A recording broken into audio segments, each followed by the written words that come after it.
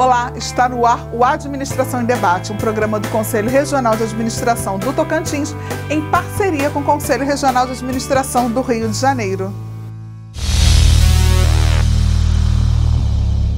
No programa de hoje, vamos conversar com Maria Helena Guimarães de Castro, palestrante do 14º FIA, que irá falar sobre educação. Logo depois, uma entrevista com o administrador Renato Jaime sobre indicadores de desempenho. Confira!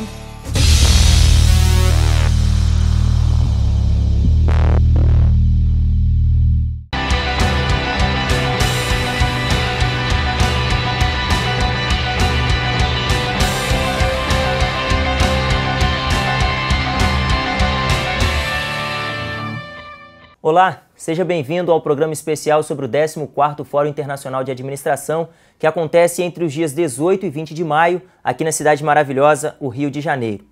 No programa de hoje nós vamos conversar com Maria Helena Guimarães Castro, e ela vai falar sobre a crise na educação e faz um questionamento: é um problema institucional? Ela está via Skype. Maria Helena, seja muito bem-vinda ao nosso programa. Obrigada, é um prazer estar falando com vocês. A pergunta que não quer calar: como está a educação brasileira? Bem, eu acho que a educação brasileira está atravessando uma crise bem complicada, especialmente em relação ao ensino médio. Eu acredito que um dos principais fatores que afetam a dificuldade de avanço dos alunos no ensino superior, o que explica em grande medida as taxas de evasão e de abandono no ensino superior, decorrem da falta de preparo dos alunos ao final do ensino médio e que ingressam no ensino superior sem ter a bagagem necessária para dar continuidade e acompanhar os cursos oferecidos. E esse, para mim, é o problema central da educação brasileira. Mas, no fundo, a crise do ensino médio, ela reflete uma crise que já vem de antes, é a crise dos anos finais do ensino fundamental. Os alunos no 9º ano do ensino fundamental concluem a segunda etapa do ensino fundamental sem ter as competências básicas em leitura, escrita, em matemática, ciências, e isso faz com que os alunos tenham muita dificuldade no ensino médio. Tanto é que nós temos já no primeiro ano do ensino médio uma taxa de abandono e de reprovação muito elevada. A gente tem os 3 níveis, que são os mais conhecidos, que é o fundamental, o médio e o superior. Em qual desses níveis a situação é mais crítica, na sua visão como pesquisadora? O governo federal, nos últimos anos, tem anunciado sucessivas reformas, mas nenhuma das reformas chegou, de fato, à sala de aula, que é onde as coisas acontecem. Não mexeram, por exemplo, no currículo. A estrutura do ensino médio brasileiro, ela é muito pesada e, ao mesmo tempo, é bastante fragmentada. Portanto, os alunos não têm condições de aprofundar estudos nas áreas de seu interesse maior. E isso é complicado, porque em todos os países do mundo, o ensino médio tem cada vez mais um currículo básico, geral, no primeiro ou no máximo até o 2º ano do ensino médio, e depois há uma diversificação com opções abertas de aprofundamento de estudos. Então, essa crise, para ela ser enfrentada, ela depende, sobretudo, de mudanças na orientação da política de ensino médio a partir do governo federal, que é o grande responsável pela coordenação das políticas educacionais no país, né? Em relação à educação básica, educação fundamental, um dos maiores problemas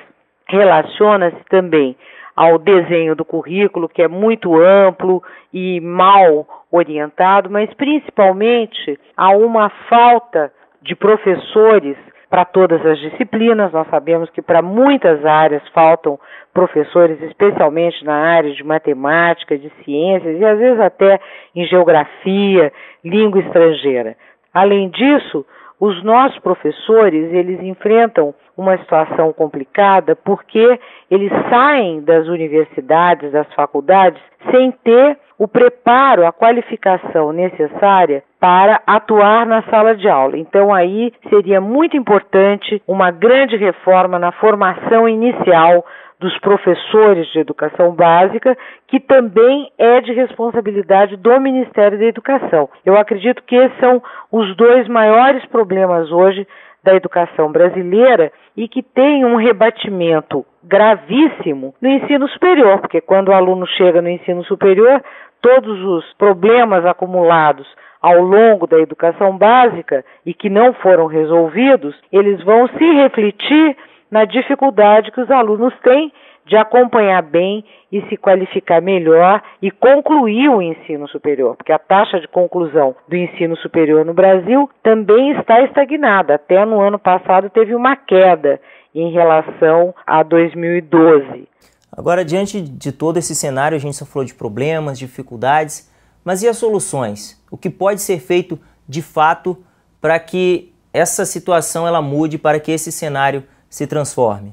Eu acredito que aí nós precisamos discutir com o Ministério da Educação estratégias melhores para o ensino médio, para o ensino fundamental, para o currículo da educação básica, fazer um enxugamento permitindo o aprofundamento do currículo nas áreas essenciais e com uma ênfase muito grande na formação dos professores e na valorização dos professores, porque o professor da educação básica hoje no Brasil é um profissional totalmente desmotivado. Nós temos visto nos últimos tempos muitas matérias, muitos estudos sobre o abandono dos professores. Quer dizer, os professores estão abandonando a carreira por falta de estímulos à carreira.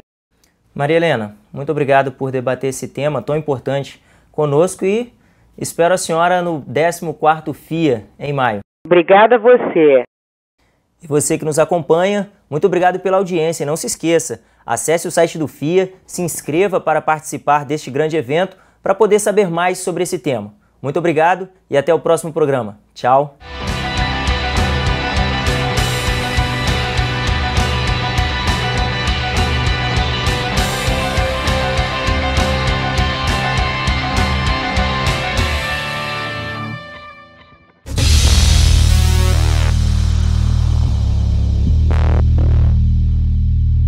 As inscrições para participar do 14º Fórum Internacional de Administração estão abertas. Profissionais e estudantes podem parcelar em até 12 vezes nos cartões de crédito ou pagar à vista com boleto bancário ou por transferência eletrônica de fundos. Profissionais e empresas registrados e adimplentes, estudantes registrados no CRRJ ou membros de instituições latino-americanas apoiadoras ganham descontos. Para ver a tabela completa dos preços, acesse o site do Conselho.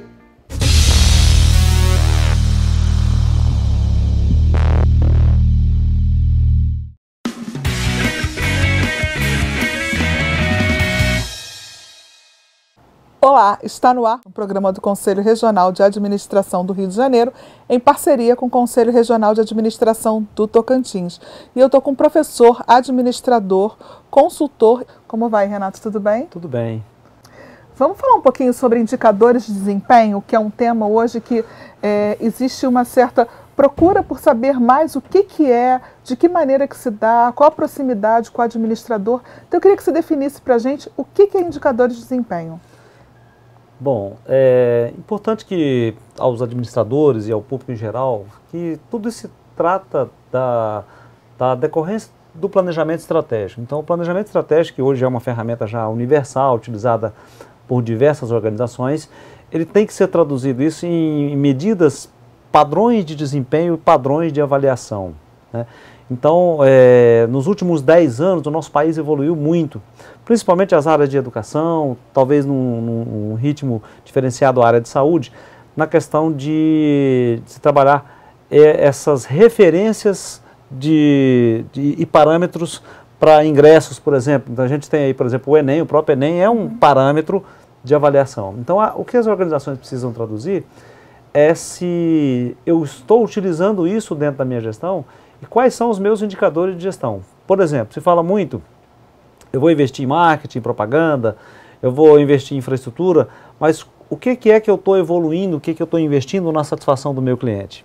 Ou seja, qual é o percentual de satisfação do meu cliente? A gente ouve aí pelas televisões que as empresas que têm os maiores índices de insatisfação, e aí citam índices elevadíssimos, né? As teles são as campeãs nessas áreas, eles têm lá 80% de reclamações. Qual é a ação preventiva, qual é a ação de gestão que eu tenho que fazer em cima dos indicadores? Então, tudo hoje é indicador de gestão. Só para você ter uma ideia,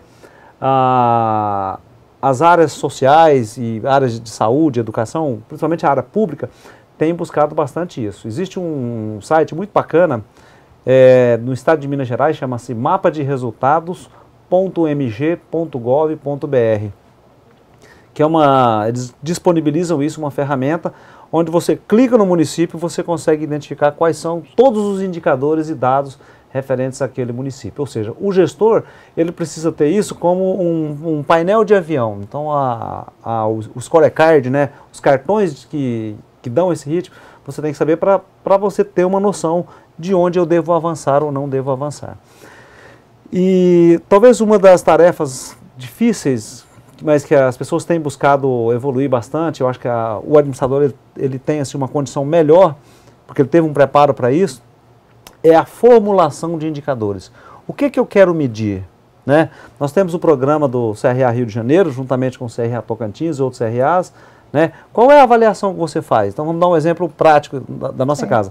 Qual é o impacto disso aí? Quantas pessoas assistem o programa? Isso é um dado relevantíssimo para você poder dimensionar, para você poder se posicionar e justamente transformar isso naquilo que o mercado mais precisa, né? Que são serviços e as organizações oferecerem algo focado naquilo que o cliente quer. E o indicador ele dá o parâmetro e dá a velocidade. Por exemplo, eu acho que o exemplo mais clássico de indicadores é a Fórmula 1. Na Fórmula 1, antigamente, o tempo que se gastava quando o carro parava no pit stop eram 10 segundos, era um tempo irrelevante. Não fazia diferença, porque era um processo mais demorado. Hoje é o tempo da parada. Né? Então, ou seja, cada dia as organizações elas estão exigindo respostas mais rápidas. Então esse pit stop nosso de se reposicionar e oferecer, isso vem através dos indicadores, através do tempo que a gente executa, através dos índices, dos números de satisfação que você tem de tudo aquilo que você faz. Então é importante que o empresário, e principalmente o administrador, tanto na área pública quanto na área privada, ele tenha essa noção do que é o indicador. Eu sempre sugiro o seguinte, Kátia, tenha 5 indicadores de gestão. Eu tenho que ter um indicador na área financeira, se eu estou ganhando dinheiro ou se eu não estou ganhando dinheiro. Eu tenho que ter um indicador focado na perspectiva da sociedade ou dos clientes, se eu estou crescendo o meu número de clientes, se esse cliente está satisfeito.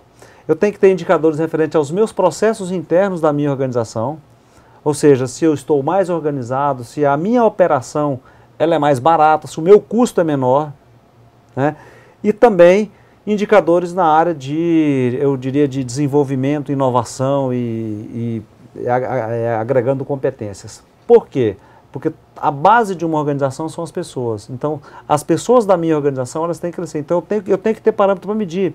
Por exemplo, um indicador bacana de se trabalhar isso dentro da gestão é o número de horas de treinamento por colaboradores. A minha organização, ela investe. Legal, a minha organização investe. Mas eu promovi uma palestra durante o ano para todos os meus colaboradores. Legal, então isso aí é um índice muito baixo. Mas ela investe quanto? O que eu posso melhorar nesse indicador? Horas de treinamento por colaborador seria um indicador bom de trabalhar. Então, o indicador, na verdade, ele facilita a visão da realidade. Eu acho que é isso que é o grande ganho que a organização tem. Obrigada pela sua entrevista. Nada.